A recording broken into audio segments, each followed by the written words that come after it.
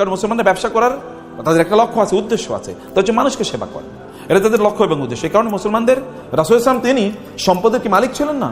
অবশ্যই ছিলেন সম্পদের মালিক। আপনি খাদিজাতুল কুবরা রাদিয়াল্লাহু তাআলা আনহা, তিনি যখন রাসূল সাল্লাল্লাহু আলাইহি ওয়াসাল্লামকে বিয়ে করেন, খাদিজাতুল কুবরা তো মিলিয়ন অফ তার টাকা ছিল, এই টাকা কই? এগুলো সব তিনি রাসূল সাল্লাল্লাহু আলাইহি ওয়াসাল্লামকে দিয়ে দিয়েছেন। তিনি কি কাজে খরচ করেছেন, that is a different issue. কিন্তু তিনি ফকির ছিলেন না, গরিব ছিলেন না। জিবরিল এসে বললেন, আমি উহুদ পাহাড়কে আপনার জন্য স্বর্ণে রূপান্তরিত করে দিই। তিনি বলছেন, না, দরকার নাই। আপনি মুসলিমদের যদি উম্মার দিকে যদি তাকান, 10 জন যারা আশারে মুবাশশারা মানে জান্নাতের সুসংবাদ প্রাপ্ত সাহাবী 10 জন, এর মধ্যে 9 জনই ছিল ব্যবসায়ী। কয়জন ছিল ব্যবসায়ী? 9 জনই ছিল ব্যবসায়ী।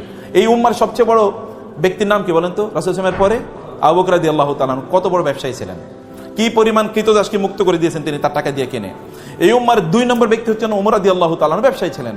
এই উম্মার 3য় সবচেয়ে বড় ব্যক্তির নাম কি? ওসমান রাদিয়াল্লাহু তাআলা। সবচেয়ে নামই তো ওসমান গনি, মানে ওসমান ধনী, ওসমান দা রিচ, নামের অর্থ ওসমান দা রিচ। এইরকম মানুষে তিনি তারা ছিলেন। এবং এদের দিন প্রচারের ক্ষেত্রে 3 জন ব্যক্তির অবদান যদি সবচেয়ে বেশি হয়, একজন হচ্ছে খাদিজাতুল কুবরা রাদিয়াল্লাহু তাআলা, কারণ তার সম্পদ সব দিন প্রচারের জন্য কাজে লেগেছে। আরেকজন আবু বকর রাদিয়াল্লাহু তাআলা, দিন প্রচারে তার সম্পদ সবচেয়ে বেশি কাজে লেগেছে। আরেকজন ওসমান রাদিয়াল্লাহু, দিন প্রচারে তার সম্পদ সবচেয়ে বেশি কাজে লেগেছে।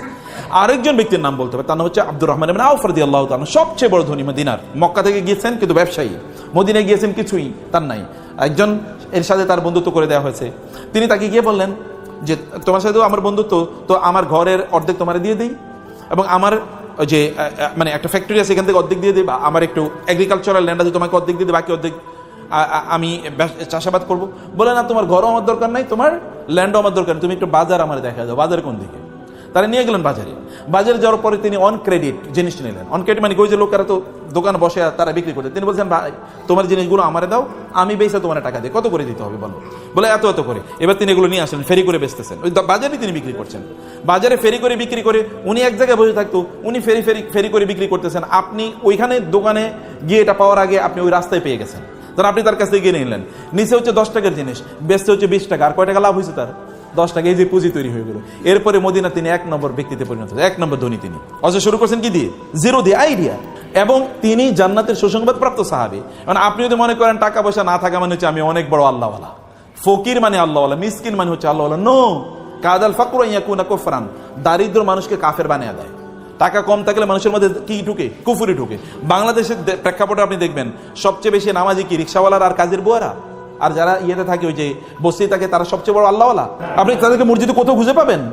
একজন মসজিদে খুঁজে পাবেন না। দেখবেন এরা মসজিদে নাই, এরা দিনও বোঝে না, ইসলাম বোঝে না, কিচ্ছু বোঝে না।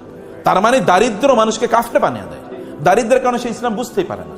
দারিদ্র থাকলে মানুষ আল্লাহর ইবাদত করতে পারে না। সে কারণে দারিদ্রের সাথে ফাইট করতে হবে আপনাকে। আলী রাদিয়াল্লাহু বলেছেন, দারিদ্র যদি কোনো মানুষের নাম হইতো তাহলে ওই লোকের আমি জবাই করে ফেলতাম, কারণ ও থাকলেই মানুষ কষ্ট পাবে। অথবা এই কারণে আমি তাকে হত্যা করে ফেলতাম। লাউ কানাল ফাকরু রাজুলান লাকাতালতুহু, যদি দারিদ্র কোনো ব্যক্তির নাম হতো তাহলে ওই লোকের দায়কে আমি হত্যা করে ফেলতাম। দারিদ্র এটা ইসলাম কোনোদিন এটাকে সেলিব্রেট করে না, যে ঠিক আছে তুমি দরিদ্র এবারে তোমার আমি সালাম দেবো, নো। কেন তুমি দরিদ্র হলা? ওমর রাদিয়াল্লাহু তাআলার কাছে কোনো লোক গেলে তিনি তাকে বলতেন, তুমি করো কি? বলে, কোনো কাম করি না। বলে, যাও আমার কাছ থেকে সরো। যে দুনিয়ার কামও করেন আখিরাতের কাছে অথর্ব স্টুপিড, এই স্টুপিড যেন আমার সামনে না আসে। কাজ করতে হবে। আল্লাহ সুবহানাহু ওয়া তাআলা এই দুনিয়া নিয়ন্ত্রণ করার জন্য আপনাকে পাঠাইছেন, দুনিয়ার মালিক হওয়ার জন্য আপনাকে পাঠিয়েছেন। এখন আপনি দুনিয়ার মালিক হবেন না, আপনি দুনিয়ার স্লেভ হবেন। কেমন করতে হবে? আপনি দুনিয়ার দাস না, দুনিয়ার দাস না, আপনি দুনিয়ার প্রভু, মানে আপনি দুনিয়ার লর্ড, আপনি দুনিয়ার কি মালিক। দুনিয়া আপনি নিয়ন্ত্রণ করবেন, আপনাকে মালিক হিসেবে আল্লাহ তাআলা দুনিয়া পাঠিয়েছেন। তাহলে দুনিয়ার মালিক হওয়ার জন্য করণীয়, দুনিয়ার মালিক হওয়ার জন্য করণীয় হচ্ছে আপনাকে টাকা সম্পদ ইনকাম করতে হবে। আমরা চলেন এবার ব্যাংক ডাকাতি করি নাকি?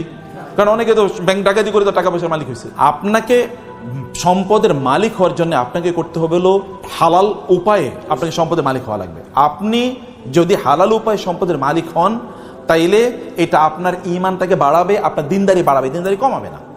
তাহলে সম্পদের মালিক আমি কেন হব? একটা প্রশ্ন। আপনি সম্পদের মালিক হওয়ার অনেক পথ আছে, আপনি করবেনই, কিন্তু সম্পদের মালিক কেন হবেন? আপনি সম্পদের মালিক হওয়ার আপনার 1 নম্বর কারণ হলো আপনি সম্পদের মালিক হলে আপনি দ্বীনি কাজ ভালো করে করতে পারবেন, আপনি ইবাদত ভালো করে করতে পারবেন। আপনার জামা কাপড়গুলো সুন্দর, একটু মসজিদে গেলে ভালো লাগবে, গন্ধ গায়ে থেকে গন্ধ বাইর হবে না। সুন্দর একটু জামা পরে আপনি সেন্ট পারফিউম ব্যবহার করে আপনি যাবেন, তাহলে আপনার একটু মনটা ফুরফুরা লাগবে। আপনি নিজের আপনার পরিবারকে বাসায় গেলে আপনার ওয়াইফ বলবে না, তুমি কি আজকে মাছ নিয়ে আসছো? নিয়ে আসো না, যাও দরজায়, আজকে দরজায় খোলা হবে না। বাজার থেকে আজকে মাংস নিয়ে আসার কথা ছিল, পোলাপাইন কান্নাকাটি করতেছে, পোলাপাইনের পড়াইতে পারতেছে না, ওদের এটা নাই সেটা নাই, সারাদিন আপনার এগুলি শোনা লাগে। এই কারণে আপনি মনে করেন বাসায় যাবো না, বসে বসে সিনেমা দেখি বাইরে। নাকি? অথবা বন্ধুদের সাথে আড্ডা দিই। এখন আপনি আড্ডা দেন, বাচ্চারাও আড্ডা দেয়, স্ত্রীও আড্ডা দেয়, আপনিও আড্ডা দেন, পুরো একটা জাহান্নাম হয়ে গেল। আপনার যদি সম্পদ থাকে, টাকা পয়সা থাকে, তাহলে আপনি ফুরফুরা মেজাজে বাসায় গেলেন, যা যা লাগে সব নিয়ে গেলেন, বাসার লোকেরও খুশি, আপনিও খুশি। এবার আপনার ইবাদত করেন, আপনার দিনদারি করেন, কোনো সমস্যা নেই। এটা 1 নম্বর জিনিস। 2 নম্বর জিনিস হলো দিনদারি। যে সকল প্রতিষ্ঠানগুলিতে দিনদারি হয়, ওই সকল প্রতিষ্ঠান নির্মাণ করবে কারা? কাফেররা না মুশরিকরা? হ্যাঁ, যেই প্রতিষ্ঠানে দিনদারি লাগবে, যেমন ধরুন মসজিদ নির্মাণ করবে কে? তো মুসলমানের টাকা না থাকলে মসজিদ নির্মাণ করবে কি দিয়ে? আচ্ছা, মাদ্রাসা নির্মাণ করবে কি দিয়ে করবে? কে করবে? তো মুসলমানের টাকা না থাকলে কোথেকে করবে? আপনি আল্লাহ সুবহানাহু ওয়া তাআলা আমাদেরকে বলেছেন নামাজ আদায় করার জন্য, কিন্তু তার সাথে আরেকটা জিনিস করতে বলছেন। সেটা কি বলেন তো? নামাজ আদায়, নামাজ পড়ো, জাকাত নাও, নামাজ পড়ো, জাকাত নাও, নামাজ পড়ো। আমি তো কিছু জাকাত নাও, আপনারা বুঝতেই পারেন নাই। নামাজ পড়ো, জাকাত নাও, আল্লাহ বলেছেন নাকি? না বলছেন কি নামাজ পড়ো? আপনি কি ভিক্ষা করে জাকাত দেবেন নাকি? তাহলে আপনাকে টাকা উপার্জন করে নামাজ যেরকম ফরজ, জাকাত দেও কি? কারণ আপনি বলবেন আমি নামাজ পড়ি, সুবহানাল্লাহ, আলহামদুলিল্লাহ, আমি অনেক ভালো আছি। তো জাকাত কে দেবে? নামাজও তো পড়তে হবে, জাকাতও তো দিতে হবে। তো জাকাত দিতে হলে কি হতে হবে? সম্পদের মালিক হওয়া লাগবে, নাহলে আপনি জাকাত দেবেন কোত্থেকে? জাকাত কি ইবাদত না? জাকাত কি ফরজ ইবাদত না? জাকাত দিলে কি আপনার সওয়াব বাড়ে না? জাকাত দিলে কি আল্লাহর কাছে সম্মান বাড়ে না? তো আপনি কেবল জান্নাতে চলে যাবেন নামাজ পড়ে, জাকাত না দিয়ে আপনি জান্নাতুল ফেরদৌসের মালিক হয়ে যাবেন? নো, জাকাত দেওয়ার মালিক হওয়া লাগবে। তো জাকাত দেওয়ার মালিক হতে হলে কি লাগবে? টাকা ইনকাম করতে হবে, সম্পদ ইনকাম করতে হবে। সম্পদ ইনকাম না করলে আপনি কেমনে করবেন? এখন আমরা সম্পদ ইনকাম করতে পারছি না, আমরা এখন হয়ে গেছি কি জানেন? আমরা কেবল এখন হচ্ছে কনজিউমার হচ্ছে আমরা ভোক্তা। যেমন আপনি, ওরা ইহুদিরা জিনিস বানাবে, আপনি কিনবেন, খ্রিস্টানরা জিনিস বানাবে, আপনি কিনবেন, আর আপনি খাইবেন, বলবেন আলহামদুলিল্লাহ, তৃপ্তি ডুবল, আলহামদুলিল্লাহ, সুবহানাল্লাহ, আল্লাহ খ্রিস্টান